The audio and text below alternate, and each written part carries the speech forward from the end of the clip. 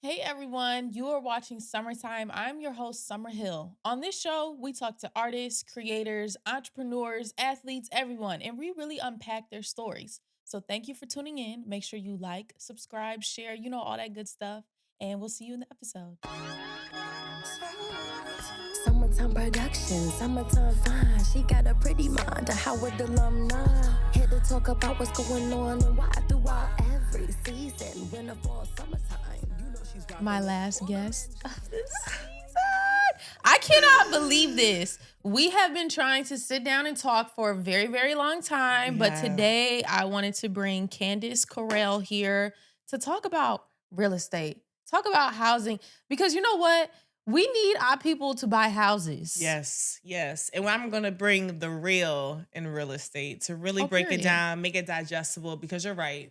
Especially in this economy, there's a lot of benefits that us as young people, us as young women, us as Black women ought to take advantage of, especially in a time like this. Okay, sure. I don't know of any, so we're going to have to get into it, but What?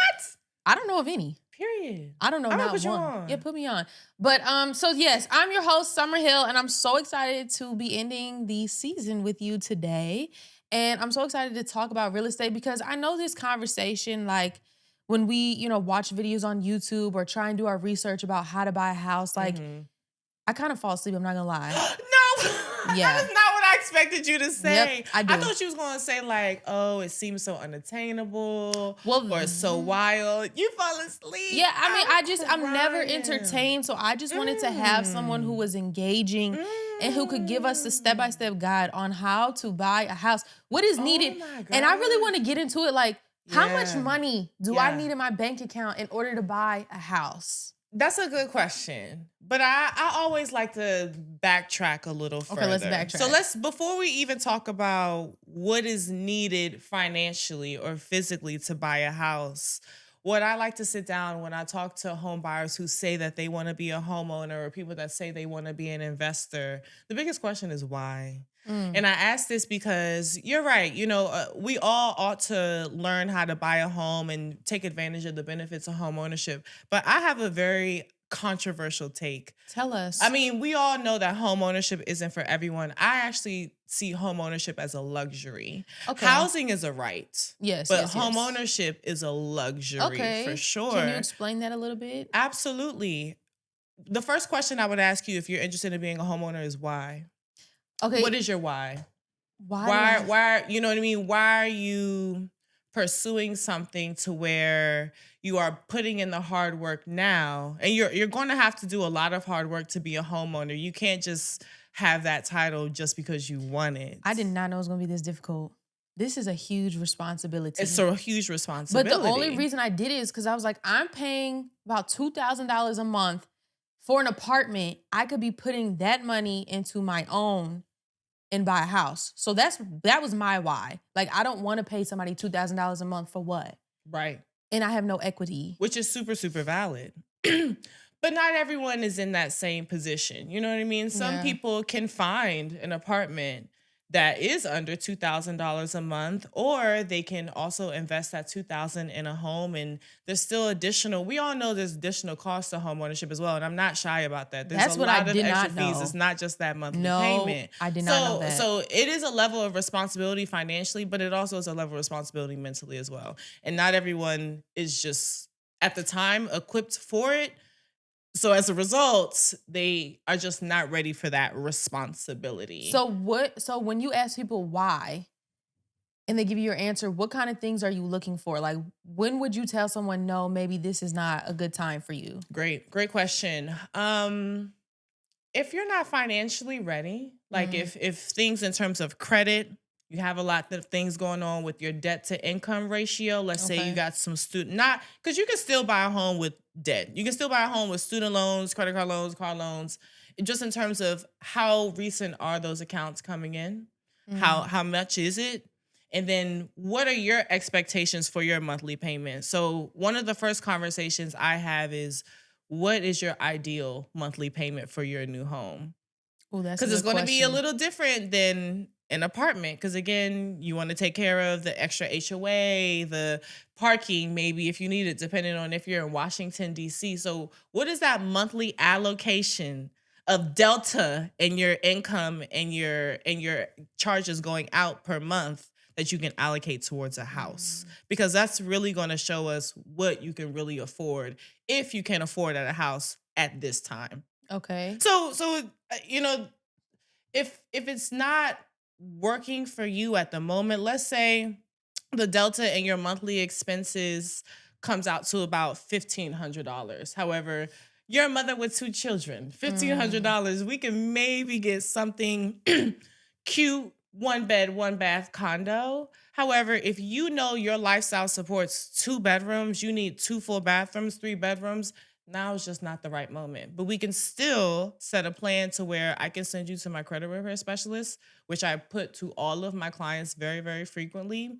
And then I check in with them each month on their savings and how much they're working towards that goal. And usually no more than 12 months, we can get everything together. So it's not always the right time for the right person. In fact, I think the best time to buy real estate is just when you're ready. There's no point in the market. There's no point in the season. It's just that when you have that monthly budget properly allocated and you can find a real estate to fit your lifestyle and that budget. So you're not considering like interest rates, like the economy at the time? You can. I don't think that's always the wisest strategy to go because it's something that you can't control. I prefer to push my clients to put their energy towards things that they can control. If your goal is to own real estate, again, let me ask you why. You want to have generational wealth. You want to earn equity. But if interest rates is going to be something that's blocking you, you don't know what the future is going to hold. So that's going to be something that may or may not be in the way of that dream for a long time. For example, you know what I mean? If someone were to purchase real estate right now, and then let's say interest rates don't drop because they've been talking about it for 2 years that interest rates drops. Yeah, so that's what I'm saying. Refinance. If your goal was to start earning equity, let's say you had this goal last year and you were waiting for rates to drop, you lost on about, and in this area, the Washington, D.C. metro area averages about 8% in equity a year. So just by waiting for a rate that did not drop, you lost about 8% So I'm in gaining equity in my house. Yeah. At least 8% a year. So equity always depends. It's very neighborhood specific. Okay. So Baltimore equity is going to be a lot different than Petworth, DC. Or Alexandria, Virginia is going to be a lot different than Upper Marlboro, Maryland. But you're always going to get equity. Oh, absolutely. Absolutely. That's why we invest in real estate, because it's an appreciating asset. Always. Really? Even if the market is terrible? Even if it's stagnant. What is market like being terrible is 2008 crash. By? So that is an anomaly for sure. Okay. And that is an anomaly because of the market. And also because the lending practices in 2008 were very different. And I'm sure you can attest to this. When you went and applied for that mortgage, there was a lot of things that they asked for and kept asking for. They probably pulled your credit at least twice. Yeah. I tell people 2008 was like the 9/11 for the mortgage industry. So once they were issuing loans that really shouldn't have been issued to homeowners, they really weren't properly qualified because they didn't ask for all those information back then. That's how a lot of people got under in those homes. So as a result, a lot of lending laws have changed, and that's why people get pissed off that they got to send in all this documentation. No, that's so true, because even up until the morning I signed, they were checking my credit. Oh yeah, they pull your credit the morning of. They do that for every transaction. Like, they check if you're employed the morning of too. I was stressed. Yeah. I'm like, because after all of this, like obviously my credit had changed. I was like, oh Lord. So a fun fact is that when your interest rate is determined, your credit score determines your interest rate.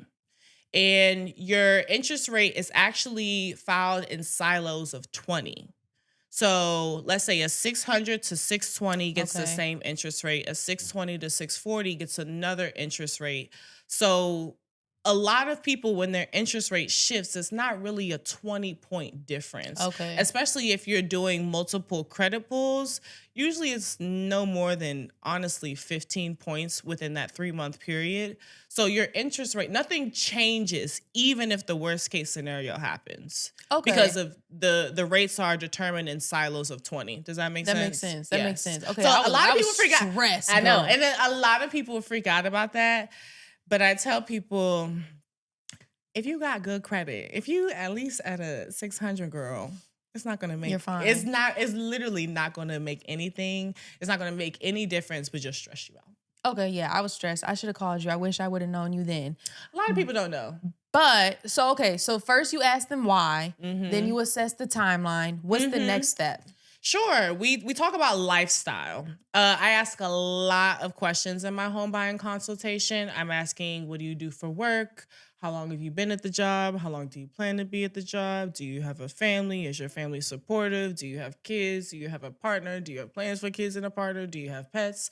This is all determined on, or this all will determine what property will really be a good deal for you.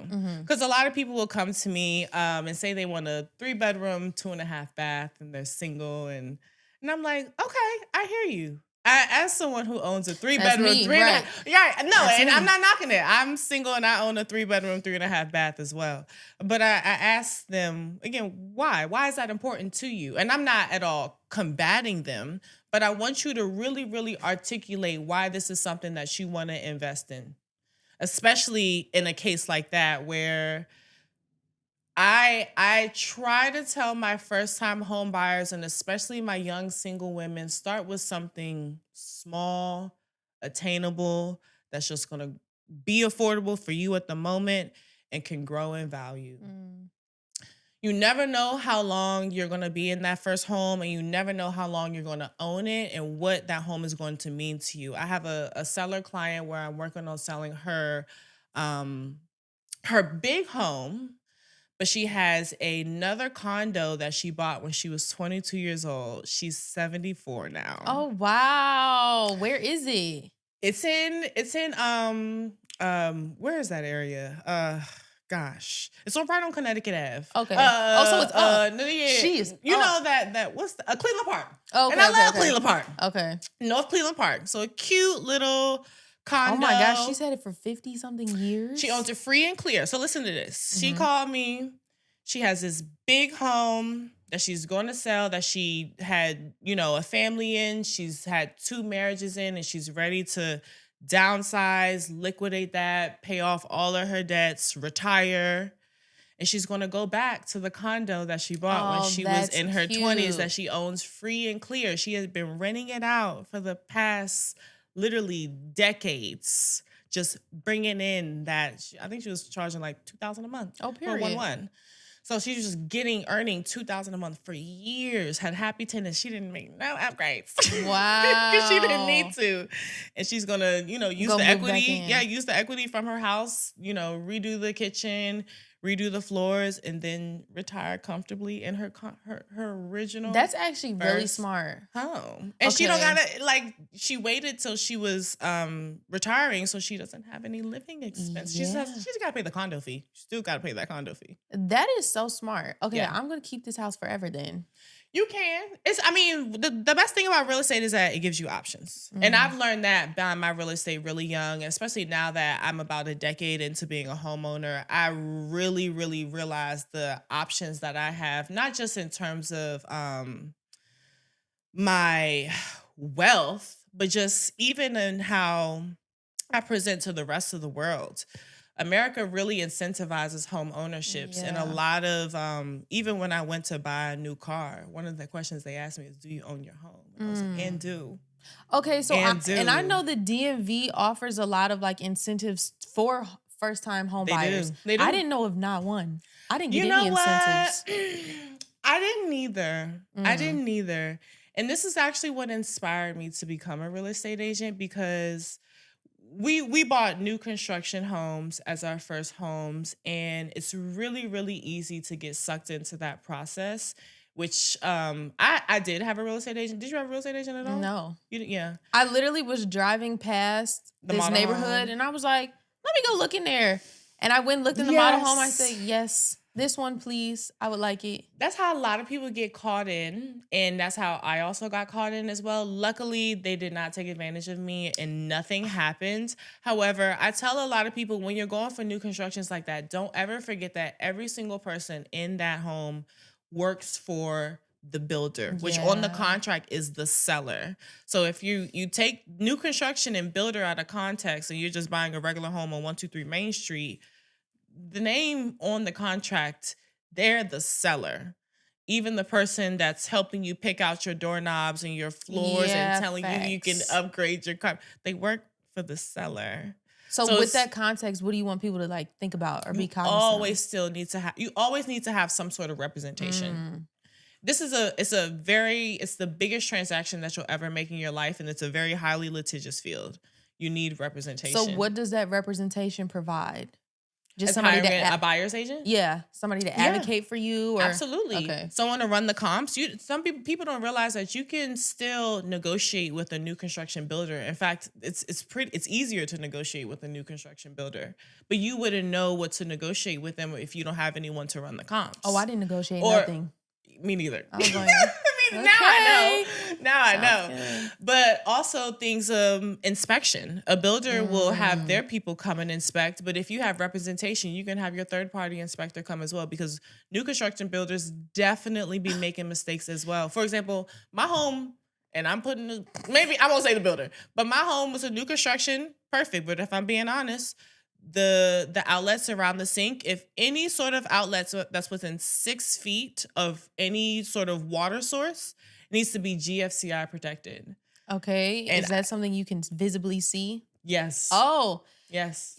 Look, when it was time for me to go inspect it, I walked in, I was like, what am I supposed to be looking for? Right. I had to ask him. Yes. He was like, and he gonna tell you what you want to hear. Cracks. Right. I was like, okay. Yeah. Dang, I should have called somebody. I mean, but most of the time you're fine. But there are times where things can kind of slip under the cracks and you don't have any representation to protect you. Let's say something did happen and you didn't realize until after closing. Yeah. You know what I mean? Like you don't know what provisions are in those contracts to protect you. Again, most of the time, new construction builders, especially, you have that warranty for the first year. You're right. But how would you know you have that warranty if you don't know how to read the contracts? I had it and I was like, well, I don't really know what this means. Yes, so I exactly. just kept moving about my business. But yeah. Okay, so now, so the next step, after you've asked the question, somebody's prepared. They're like, okay, this is what I want for my future. Now what? Yeah, so during the consultation, I gather all that information and I tell people the immediate next step is to talk with a lender. And it's to actually get pre-approved and not pre-qualified. What's the difference? Good question. Pre-approval includes submitting your actual bank statements, your tax returns, so your past 2 months bank statements, your past 2 months of income, so your past 2 months pay stubs, and your past 2 years of tax returns, and then the authority to have them do a soft credit pull. So a soft credit pull won't impact your credit score rating, but it still gives them access to your report.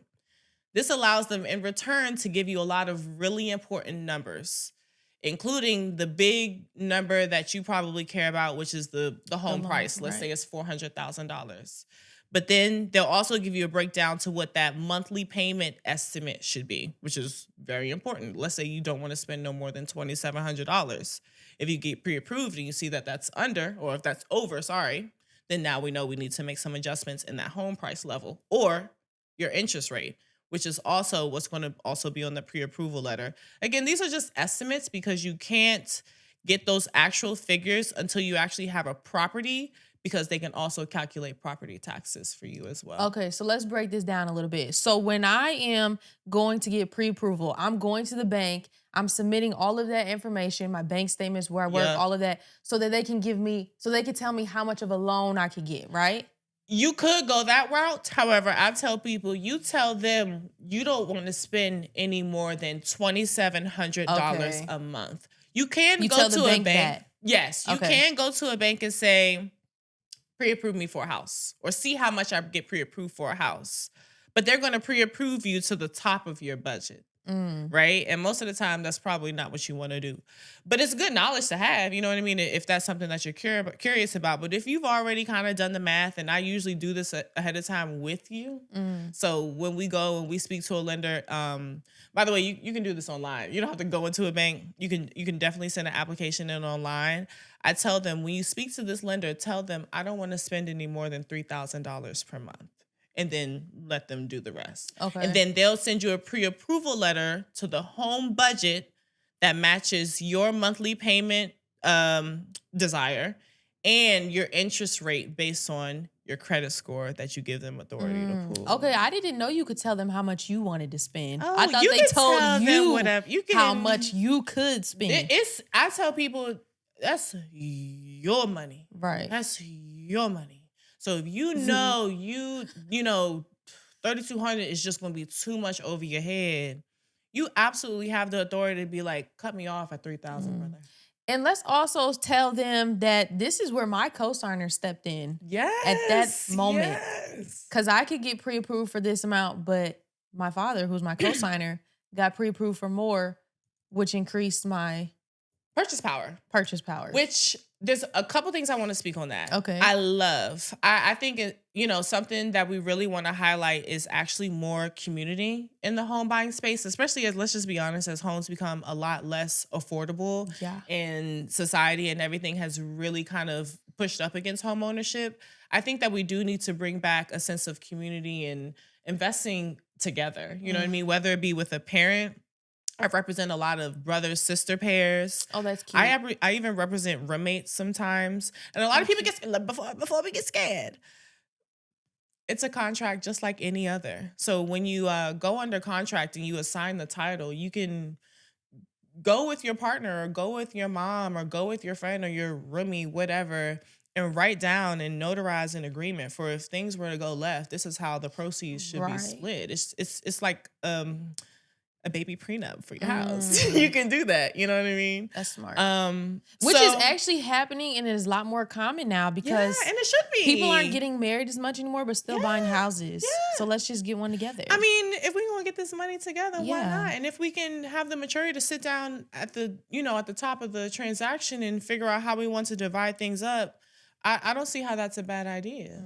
I don't either. Yeah, so I think that that's a blessing, and I think more people should lean into that. I think it's also a privilege that you had family that could help you as well. It certainly is. Yeah, something to also keep in mind that when you do have co-signers, especially if you're a first-time home buyer, if your co-signer is not a first-time home buyer, you can't get first-time home buyer benefits. I didn't know that That's either. probably why you didn't got anything. That's why you didn't get anything. Oh, well, I also just didn't look because I didn't know what to look for. Yeah. But I didn't know that either. Both. And first-time home buyer is defined as someone who hasn't owned real estate in the past 3 years. So let's say you did own a home and you sold it and you were renting for 4 years and you decided you wanted to come back in the game, you're re-eligible for first-time home buyer benefits. Is that just for the DMV or that's everywhere? I'm only licensed in the DMV, so I can't speak on other states. Got you. But yes. Okay, that's interesting. I didn't know that. Both signers, or you can have 3 people on a loan too. All signers to get first-time home buyer benefits, which can be up to like $19,000 in down payment and closing cost assistance, depending on the banks.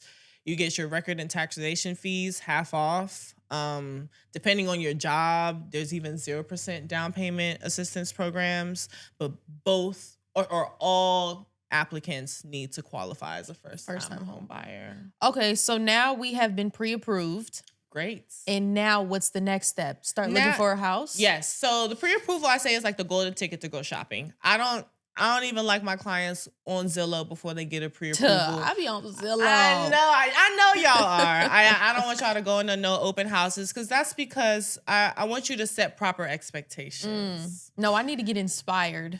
Fair. I like that too. I'm like, if you could use it as a manifestation tool, okay, but you know yourself best. If you know that your expectations is going to creep up and we're really not sure what we can afford just yet, I would afford it. But I would avoid it. But now that we have our pre-approval letter, which is our golden ticket, we can now start going on tours. So I'll start to put you on a list drop where I send you listings every single day automatically based on the criteria that we discussed. And at that point, we're free to tour around and shop as we wish. I that process is actually not super long for me. Typically, my clients find a home. A lot of my clients actually buy the first home I show them because I ask them so many questions. But I'm I like, girl, love that part. It's girl, so fun. It is. Like imagining your space, like where are you going to put this? How are you going to do this? I love that part. And finding what options you can really kind of put in your lifestyle. No, it is the best part for sure. But my girls, they typically wrap up in like 3 to 5 showings. Oh, wow. So it's not super success rate. Okay, so I found the one that I want. Yep. And now I apply for it. Yes, to place an offer. Okay. So now we got to place a bid. Okay, so how does that work? This is when it starts to get real. So there's a lot of things involved in an offer. And an offer is actually the real contract, but it's just half. So it's not like an extra piece of paperwork. It's the real contract of sale. But the contract of sale has a buyer side and it has a seller side, and with all the disclosures and all the information and all that stuff. It's like a 40-page document. So an offer is not just like, oh, let's write an offer. Right. And it's due in like 20 minutes. Like, no, girl, we got to sit down. It's a 40-page document that you have to read and sign. And so we would go through that. We would try to plan for what would be a winning asking price, which would depend on if there's other offers. It'll depend on if the home has been sitting on the market for a while. So if it's been sitting, we can probably go a little under. We can go under. However, if there's multiple offers, we may have to compete. Go up. And do what's called maybe an escalation clause. And then we have our contingencies that we either want to protect or waive. What is that? The biggest one, inspection. Very, very, very rarely do I recommend waiving an inspection. I always recommend at least performing the home inspection, which is basically a licensed home inspector will come and run the house from top to bottom for about 2 hours, turn everything on. They'll fully exhaust the home and give you a report that shows you the good, the bad, the ugly, and all in between. So there's actually no pass fail when it comes to a home inspection. It's just This is what it is. It is. Yeah, do you can still want to decide. move forward? Right. And so that inspection is usually about 3 to 5 days, where you have that 3 to 5 day period to do that home inspection, get the report, and decide if you want to terminate and get your money back. So very, very important. So if you find a home that you love and you find out that there's a major water leak, you can back out just like that and get your money back with the inspection contingency. However, if it's a competitive market and there's multiple offers, it's going to be more attractive to the seller to remove that contingency, because you got to remember, to a seller, a contingency is always an option for out. And so if a buyer backs out, they got to put the property back on the market, and it kind of has a black hole because people are like, why go back on? Why go back on? What's wrong with it? And that's something that we can see as buyers. Exactly. How do we see that? What do you mean? Like, is that on Zillow, or do we ask? You'll see the status change. Okay. You'll see it go from active, and then when they get an offer, it'll say active under contract. And then if they lose that offer, it'll go back to active. Okay, I see. So you got to pay attention to that. You do, and people do. And is that something you do as a real estate agent, or is that something? Yeah. Usually we should do as a buyer. You should definitely do as a buyer. Okay. You should. I tell my buyers, trust me, but always verify. Trust but verify. Okay. Because at the end of the day, it's your house. Right. You know what I mean? Trust you but gotta verify. feel good with it. You got to feel good with it. Okay. So I put my offer in. Offer is accepted. And now what? So now we're in escrow. This is about a 21 to 30 day period where actually things just kind of get a little dry. It's a little anticlimactic. You're like, wait, did I just actually buy a house? Because nothing's happening. But a lot of things are happening, but now it's in the back end. Now you're actually applying for the mortgage. So if first you applied for a pre-approval. Now you're applying for the mortgage against that address, the same bank. Okay. So they have your information already, or they should. Now they're just going to actually apply the address and the property taxes. They're going to actually do a hard pull in your credit to really make sure that you're qualified. They're also going to send an appraiser, which is a third-party, unbiased opinion of the value of the home, because the bank is only going to offer what that value of the appraiser says it is. Okay. So it doesn't matter if you have multiple offers, and let's say the price got up to $450, even though the asking price was $400. If the appraiser comes back and says, yeah, well, this home is still only worth $400, the bank is only going to give $400. So you have a couple of options. If you have that contingency, you can walk away and get your money back. Typically, that's a little deep in the process and you're a little bit more invested. Right. And also the seller now knows that this is the stamp on the property value. No bank is going to lend more than that number. So we need to make this work so we don't have to go back on the market. So typically they actually negotiate down to that appraised value. Sometimes they don't though. I've had a situation where a seller, they just knew their house was worth a little bit more from the professional appraiser and they wanted us to meet halfway in cash. Oh. Because again, the bank is not going to budge. So the rest you got to cough up. Well, we met halfway. Okay, I think good. my client came up like 15 and they came up like 15. Okay. Which is still, that's $15,000 cash on both ends. Yeah. But because they had that appraisal contingency, they still could have, again, backed out and walked away and got their money back. Okay. So after you have the appraisal's you good. You get the number from the bank. Yeah. When does the money come out the account? Yes. So about 3 days before your closing day, you'll get what's called a closing disclosure. It's like a receipt for the whole house. You actually see everyone's numbers. You see how much the seller has left on the loan balance. You see how much I'm making down to the penny. You see how much the listing agent is making. You see how much I'm charging for an admin fee for my assistants. You see how much it's a whole itemized receipt. But you want to look for that number at the bottom to make sure that your cash to close fits what you expected when you first spoke with your lender. So let's say your cash to close was $12,000.30. I don't know. So you want to make sure that number at the bottom of that receipt actually says $12,000.30 is due from you as the buyer. And then you call the title company the night before your closing date and you wire the funds over to the title company, and then legally you're a homeowner, but the next day you do got to sign the documents. You go and sign the documents. But yeah, you and get the keys. Exactly. That's you don't the best pay. part. A lot of people don't realize that you don't pay until closing day. And then that closing day is actually credited from the deposit that you already placed. So it's not two separate expenses. Oh, that's It's right. kind of like a hold, and then it's credited to you at closing. That's right. I forgot about that part. Okay, so now how much money does one need to have in order to purchase a home in the DMV? How much do you think somebody needs to have in their bank account? Yeah. To comfortably purchase a home in the DMV? And I know it varies. It does vary. And I'm going to tell you the four common situations. If you're a first-time home buyer, you're likely going to qualify, or you can qualify for 4 different loan types. FHA is the most popular. They're going to require 3.5% down with a minimum 580 credit score. So if you have a 580 credit score and a 56% debt to income ratio, you can qualify for an FHA loan and you can get approved for a home. That requires a 3.5% down payment.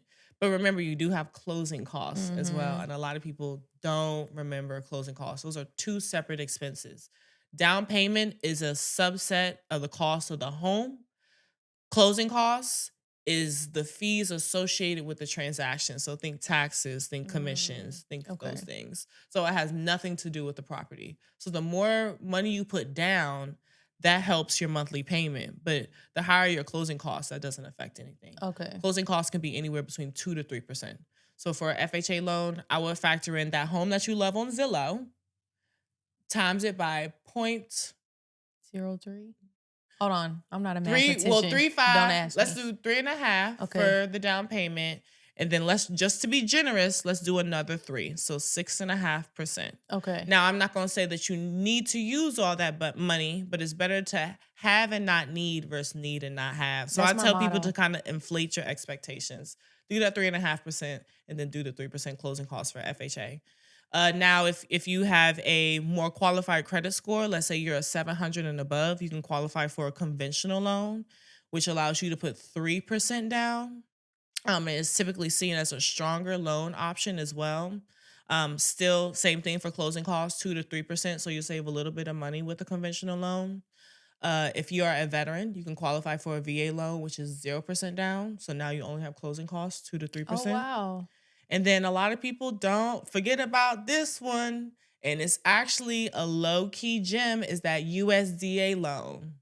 USDA loan is a government loan for agricultural properties that are typically in rural areas. And a lot of people think it's that house that's around 7 acres and it's just sitting on land by itself. You know what area is really popular for USDA homes? What and they're area? they're regular homes. Like they half an acre, single family homes. Upper Marlboro. What? Upper Marlboro. So I could have got this loan? So it's not for new construction homes. Okay. It's for homes. So you do have to look on the USDA website to make sure that the address qualifies. Mhm. But like that Marlton, Brandywine, like that deep Upper Marlboro area, which is a little farther out of the city. But if you can justify 0% down payment for a home, 0%? 0%. That's crazy. Now, I will say this. It is the strictest loan to qualify for. How come? Your debt to income ratio needs to be like 40%. Okay. Does that include student loans? Yes. Okay. Yeah. So one thing to note is that when they calculate your debt to income ratio, they're taking your minimums. So what's your minimum payment for those student loans per month? Okay. What's your minimum payment for that credit card per month? Not the big number. Yeah. So they're really incentivizing you to get a home. Yeah. I mean, even, and I tell people this, and a lot of people don't calculate this because they do the monthly payment math, not accounting for the taxes. Yes, we pay property taxes as homeowners, but you also know that we get a lot of tax incentives on not just our property taxes. You can write off your closing costs. You can write off your interest rate points, your discount points. You can write off if you have energy efficient windows or appliances like that. If you have a home office, we all know the homestead tax exemption. We all know America incentivizes the American dream, and we all know that's a family and 2 kids and a golden retriever and a house with a white picket fence. Yeah. They're gonna want you to, really, really go for that, because you gotta also remember that the average home purchase stimulates about $250,000 in the local economy, because each home they likely have kids, so they need schools. Right. They're likely going to need groceries, so we need shops. They probably got a car, so we need gas stations. So home ownership is a real integral crux to just the American economy. So they're going to, give you those things to make it somewhat attainable. But we all know, like I said in the beginning, home ownership is a luxury. Yeah. Even just to be organized to even get to this point, like it is a luxury to have. And then to also have the mindset to do the work now so that you can reap the benefits later. So we talked about the lovely glamorous parts, but also like you mentioned earlier, the responsibilities of owning a home. I did not know. It takes a lot of responsibility. It takes a lot of mental capacity. Yeah. To coordinate and prioritize and understand everything you have going on, like the different bills I have to pay that randomly come. I have a foot door? Front foot feet? Yeah, what is that? What is that? Yeah. What is that? Is it like your sewage? Oh, okay, yeah. That's sitting on my counter right now. I have to pay. It's like $500? No, it's more. It's like $1,000. Oh, sister. But it comes once a year? So, and then what's PMI? Yeah. Private mortgage insurance. Okay. Private mortgage insurance is something that if you don't own at least 20% of your home, then you're still seen as a liability in the bank's eyes. So they're actually charging you insurance or your loan because you have such little stake in the game. I actually talked about this on my Instagram today. A lot of people are like, I don't want to pay zero. I want zero down. I don't want to pay nothing for my home. I want to pay as little as possible. And I'm like, okay, I don't totally hate that, because if you can get in the game, you can get in the game. However, if you have the ability to put more towards your down payment, you should, because more stake equals more equity. And so once you get to a point where you own 20% of your home, and I remember getting that email. Email comes? Yeah, they'll let you know. They'll let you know.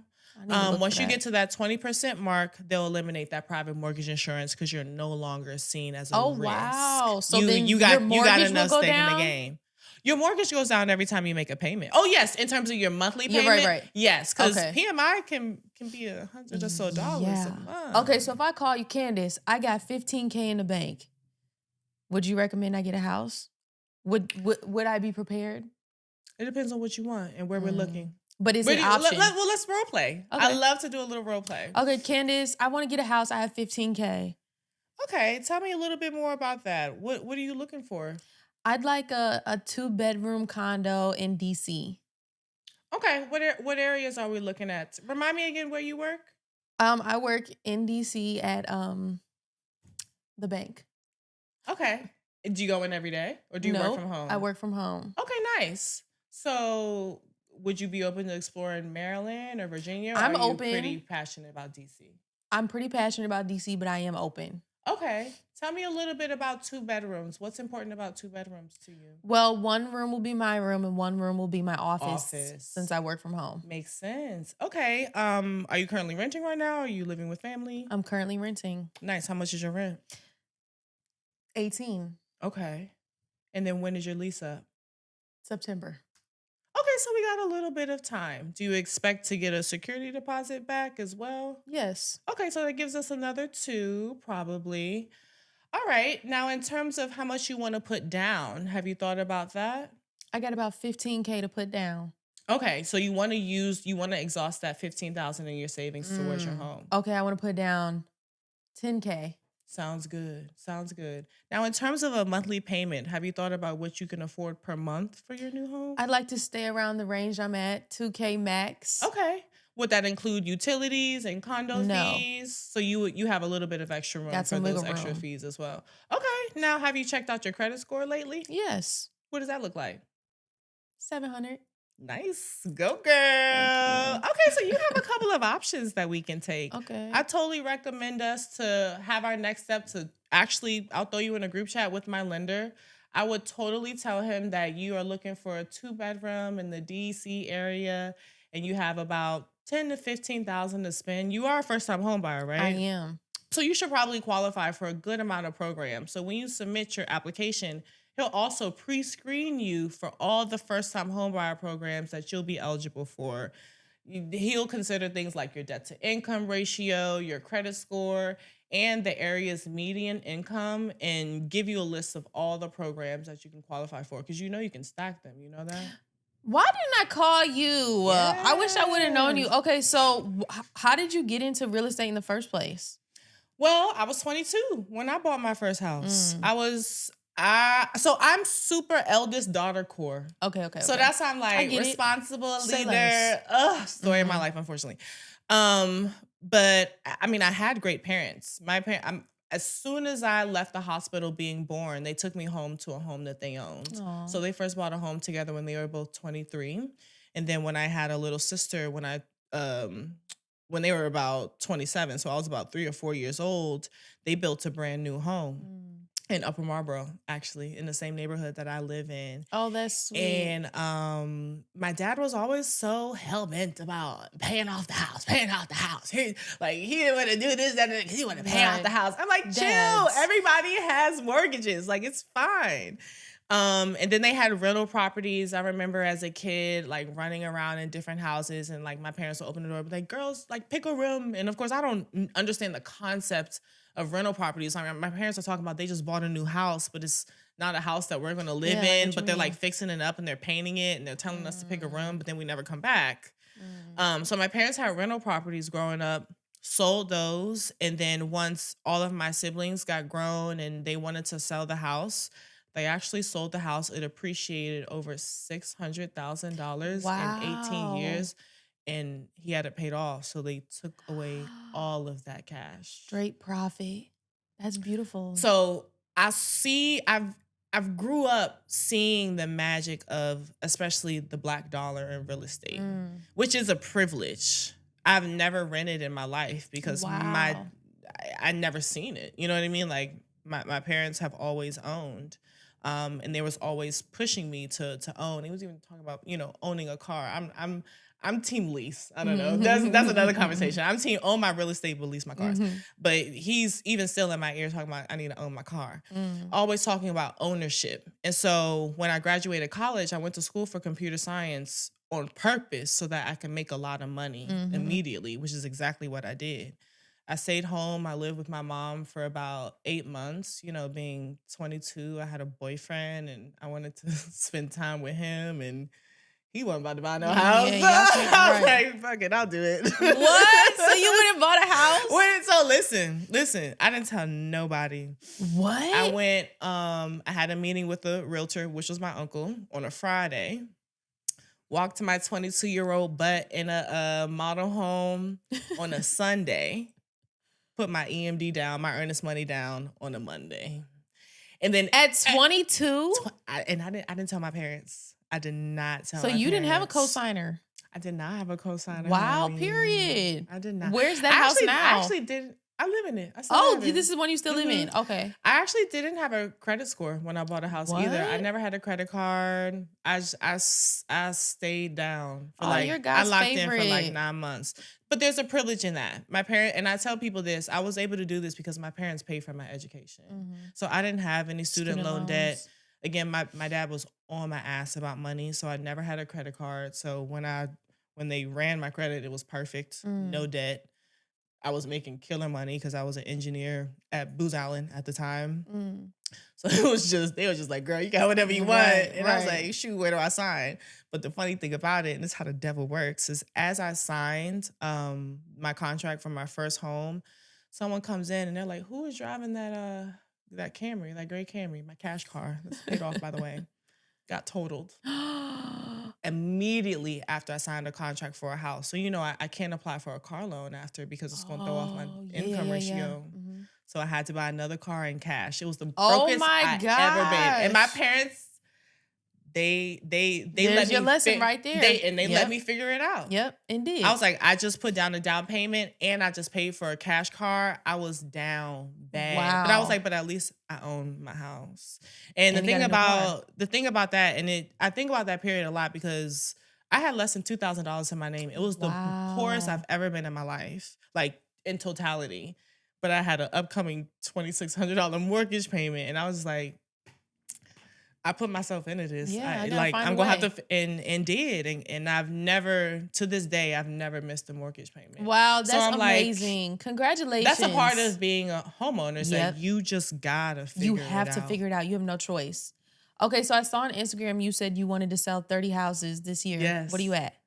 I'm at 19. Okay, y'all, come buy a house. I mean, actually, I told people 30, but I told myself 36. Okay. So please, and we're not even halfway through the year. I know. No, we're pushing. We're pushing. I'm very, very, very proud. Thank you. Okay, so leave one last piece of advice for some future home buyers. What is one? If you could only tell them one thing, what would that one thing be?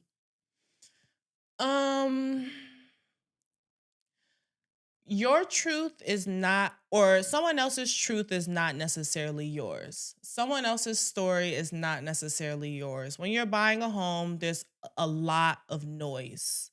Whether it's even someone like me, your agent, there's your lender telling you something to do. There's the media talking about rates, economy, the market. There's your maybe family who's a little bit nervous for you and doesn't know if you're quite ready for this responsibility. And there's your friends who maybe have never gone through this process, but they have a lot of opinions as well. And I think that the journey of purchasing a home forces you to really get to know yourself and trust in your spirit, in your faith.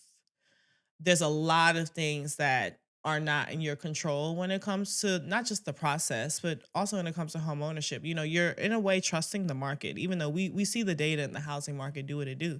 But you are trusting that this is an asset that's going to serve you well, whether it be a roof over your head or be the funds for your kids' college. Facts. So you have to have faith in the choices that you make. There's a lot of choices that you can make. There's a lot of choices that other people can make for you. But at the end of the day, this is your investment. Oh, that was good. Yeah. I'm so glad you got to be here and be my last guest of the season. Me too. Drop some gems for the folks to get a house. That was a lot, but I hope that people can walk away from this conversation and at least feel more confident or at least know who to call. Yeah, I have a first-time home buying guide. I'm sure you'll share my information. I have a first-time home buying guide. It's like 10 to 12 pages. It's a really, really, really easy read where I go over the timeline, every single step and what that includes. I go over the different loan programs and the first-time homebuyer assistance options that you can do. And then at the last part of the guide, I have a breakdown of all the fees to expect. So there's no surprises. There you go. Yeah. Oh, thank you so much, Candess. I appreciate you being here and us matching. I hope they noticed. This was actually on accident, y'all. We just were in tune. Yeah. Okay, see y'all next season. Bye.